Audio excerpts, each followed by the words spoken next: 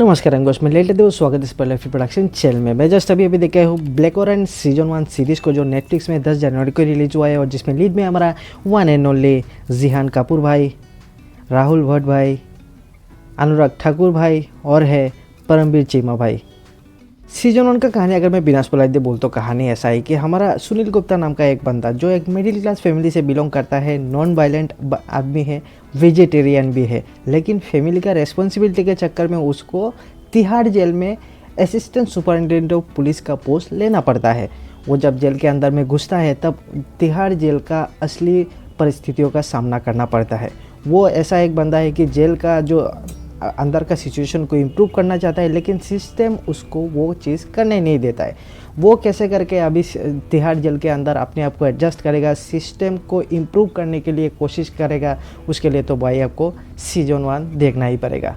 Season 1 को just अभी देखे ख़त्म किया और देखने के बाद एक ही चीज़ फर्स्ट मैं बोलना चाहूँगा कि भाई सीरीज़ के पोस्टर में या फिर ट्रेलर में कोई नोन फेस नहीं है बोल के ये सीरीज़ नहीं देखूँगा ऐसा बोल के छोड़ मत देना, क्योंकि डेफिनेटली ये सीरीज़ तुमको सरप्राइज़ कर देगा मेरे तरह। देखो सीरीज़ एक बुक के ऊपर इंस्पायर होकर बना हुआ है जो सुनील गुप्ता और सुनेत्रा चौधरी के द्वारा लिखा हुआ है, सेम टाइटल के ऊपर, जिसका नाम है black warrant the confession of a Tihar jailer. उसी के ऊपर इंस्पायर होकर ये सीरीज़ बना हुआ है।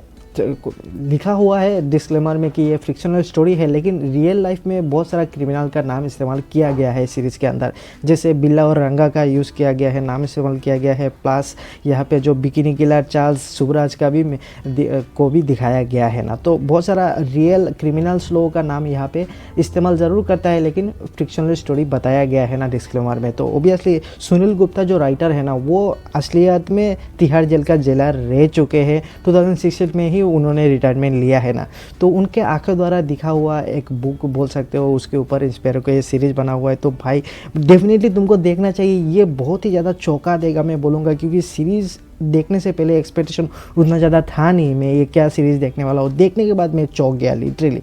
सीरीज़ इतना ज़्यादा मतलब अच्छा तरीके से लिखा गया है ना, बुक से उठाया ज़रूर गया है, बट क्रिएटिव लिबर्टी लेके जिस तरीके से बनाया गया है ना सीरीज़, एक डॉक्यूमेंट्री की तरह फील होता है। देखो ये सीरीज़ एक लिमिटेड सीरीज़ है और सिर्फ 7 ही एपिसोड है, तो भाई 7th एपिसोड तक इतना स्ट्रॉन्ग जो स्टोरी लाइन है ना, जिसके वजह से तुम इतना सा भी बोर फील नहीं करते, फट करके सीरीज़ ख़त्म हो जाता है, इतना ज़्यादा एंगेजिंग है ना।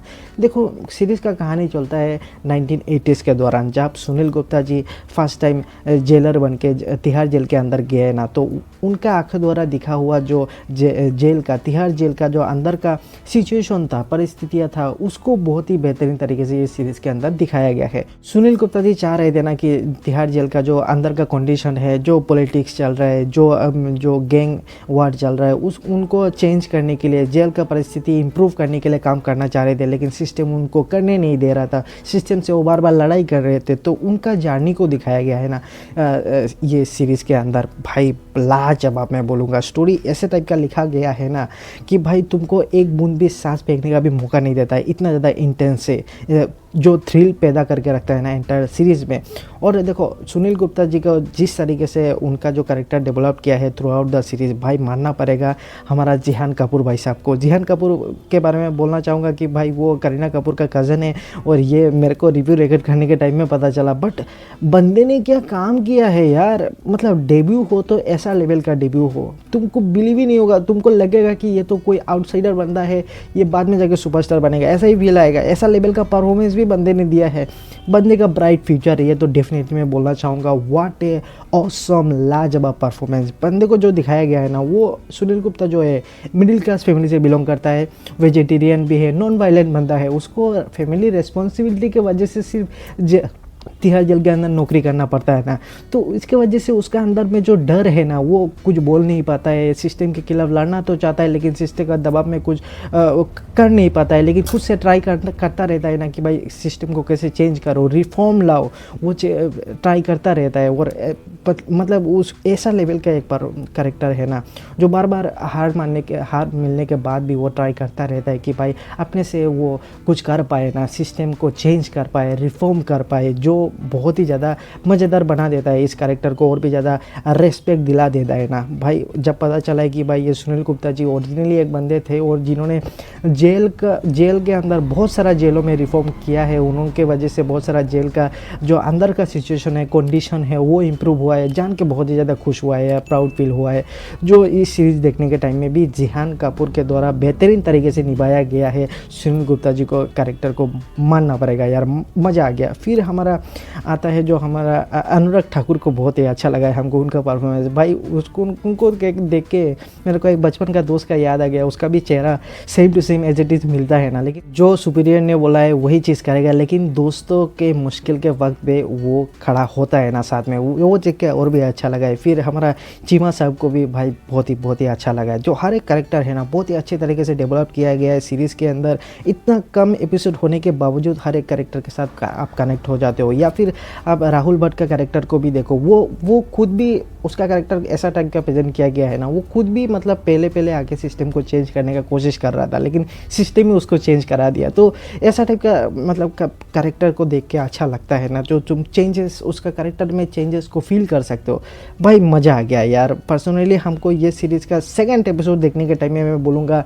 बहुत ही सावधान तरीके से देखना, क्योंकि भाई ये दिमाग हिला भी सकता है। सेकंड नंबर एपिसोड में इतना बड़ा झटका देता है ना। हम लोग कोई भी हीनियस क्राइम जो होता है ना, ग्रुसम क्राइम होता है, कोई बलात्कार कर दिया, कोई मर्डर कर दिया, होने से हम लोग चट से बोल देते हैं ना कि भाई इसको तो फांसी ही देना चाहिए, लेकिन ओरिजिनल में फांसी जो देता है ना, जो लोग देता है, उन लोग को कैसे फील आता है, वो चीज़ ये सेकंड एपिसोड में देखने को मिलता है ना। जब फांसी का टाइम में इतना बेहतरीन तरीके से वो चीज़ को दिखाया गया है ना भाई, रोंगटे खड़ा हो गया। लिटरली बैकग्राउंड म्यूजिक को पूरा साइलेंट कर दिया, उसको उस चीज़ को तुमको महसूस कराएगा कि फांसी दे दो, ये बोलना ईजी है, लेकिन जो देता है ना उसको कैसे फील आता है, कैसे नाइटमेयर आता है। ऐसा सीन दिखाया गया है ना जो देख के आपको उधम सिंह का याद दिला देगा। उधम सिंह मूवी में एंडिंग में क्या हुआ था, लास्ट 1 घंटा तुमको पीसफुल साइलेंट में वो टेरर को आपको महसूस कराने के लिए वो लोग कोशिश कर रहा था, और महसूस होता भी है। सेम टाइप का टेरर, दर्द, डर, इसके बाद जख्म, ये सब चीज़ें आंखों का सामने महसूस कराता है ना सेकेंड वाला एपिसोड भाई।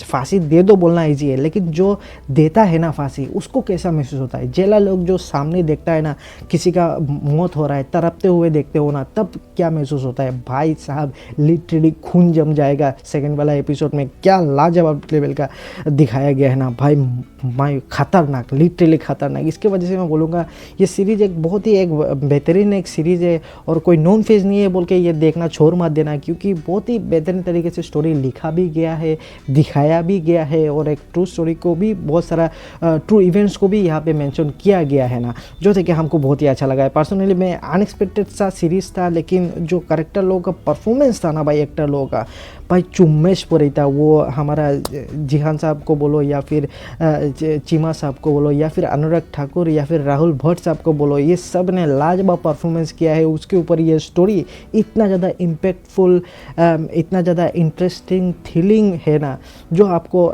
मतलब बांध के रख देगा और सरप्राइज़ कर देगा। लिटरली मेरे को मज़ा आ गया देख के यार। रेकमेंड एक बार जरूर करूँगा, नेटफ्लिक्स में आया है, लिमिटेड सीरीज है, 7 ही एपिसोड है, मिस मत करना। ये सीरीज़ लिटरली तुमको चौंका देगा। तो मिलते हैं दोस्तों नेक्स्ट में, तब तक जाने के पहले लाभ बटन प्लीज़ दबाई दो, रेखा था तो पहुंच जाना इस साल। तो लाइक कर दो, वन में गालियाँ दो, शायद तो फिर पहली शिकस्त राइट साइड में। मिलते हैं दोस्तों नेक्स्ट में, तब तक के लिए जय हिंद।